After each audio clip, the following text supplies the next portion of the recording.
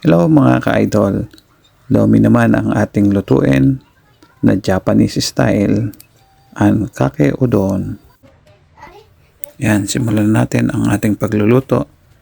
Paghalo-haloin natin ang mirin, toyo, sake, dashi,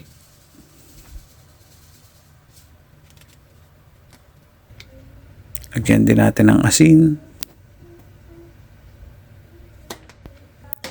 Lalagyan din po natin ng tubig, kaso nakalimutan kong iyon ang ating camera, kaya yan po.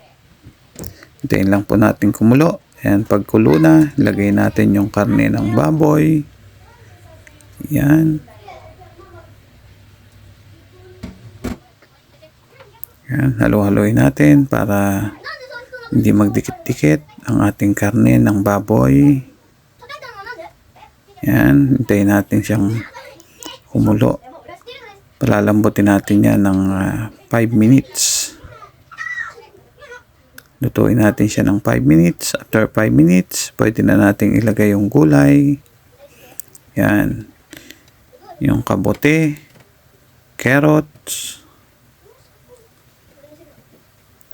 Yan po ang ating gulay. Tapos meron tayong pechay bagyo kung tawagin sa atin. O haksay naman dito sa bansang Japan. Lagyan din po natin ng konting ginger kung gusto nyo pong lagyan. Pwede po. Kung ayaw nyo naman, pwede rin pong nating hindi lagyan. Takpan po natin hanggang sa kumulo. Yan, po pwede na. Lagyan natin ng cornstarch. Yan. Lagyan natin lahat. Yan, naglagay tayo ng konti pang tubig. Lagay natin yung ating udon. Yan, haluin natin. Hindi mahalo ng chopstick, kaya gumamit na ako ng spatula. Yan, mix lang natin. Mix lang natin yan.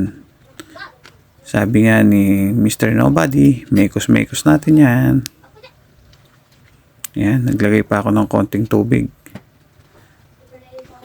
Kasi masyadong malapot ang ating nagawa. Nawala na yung sabaw. Yan, nataktak pa. Tapos lagay natin yung ating itlog. Yan. Mekos na yan. Yan, mix lang natin. Halo lang tayo ng halo. Yan. Yan, haluin ng haluin hanggang sa maluto. At kung hindi pa po kayo nakapalo sa ating profile account, baka po pwede pong paki-click ang follow button sa tabi ng aking pangalan. At paki-click na rin po ang like and share kung nagustuhan nyo po ang ating video.